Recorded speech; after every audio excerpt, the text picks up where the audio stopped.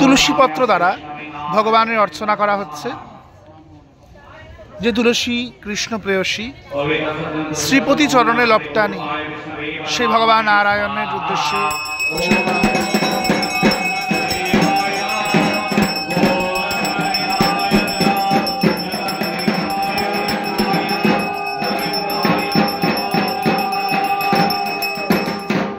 ষোড়শ উপাচারের পরের উপাচার যাচ্ছে ধূপ। বনস্পতির রস দ্বারা নির্মিত এই ধূপ যুগল আপনার তৃপ্তিবর্ধন করুক, এরপর আপনার নাসিকাকে সন্তোষ প্রদান করুক, এই প্রার্থনা করে ভগবানের উদ্দেশ্যে ধূপ নিবেদন।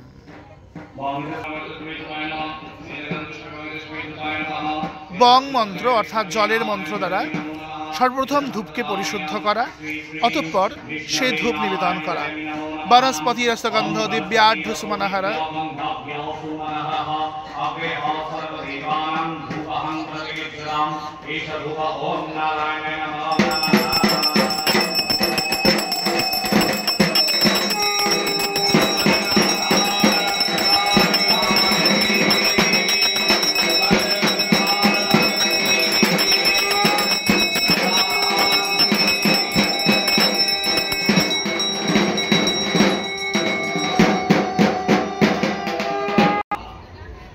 পরের উপাচার দীপ দ্বারা ভগবানকে অর্চনা করা হচ্ছে।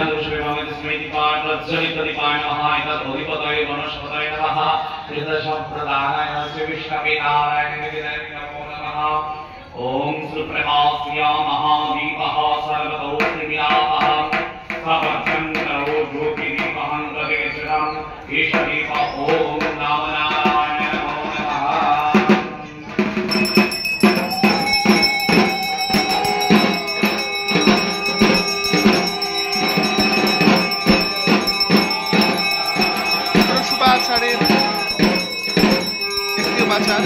ভগবানকে দীপ প্রদান করা এবং প্রার্থনা করা, হে প্রভু, এই দীপ যেমন সকল অন্ধকারকে দূর করে, ঠিক তেমন জ্ঞান গঙ্গার দ্বারা যেন আমার হৃদয় অগ্নি প্রজ্বলিত হয়ে আমার হৃদয় অন্ধকার দূরীভূত হয়।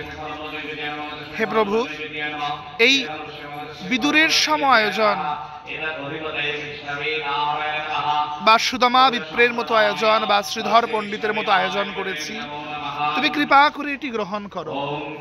এখানে কোনো কিছুই আমার নয়, সবটাই তোমার। আমি তোমার বস্তু তোমায় প্রদান করছি। এই দেহ তোমার, প্রাণ তোমার, আমি তোমার বস্তু তোমায় দিলাম।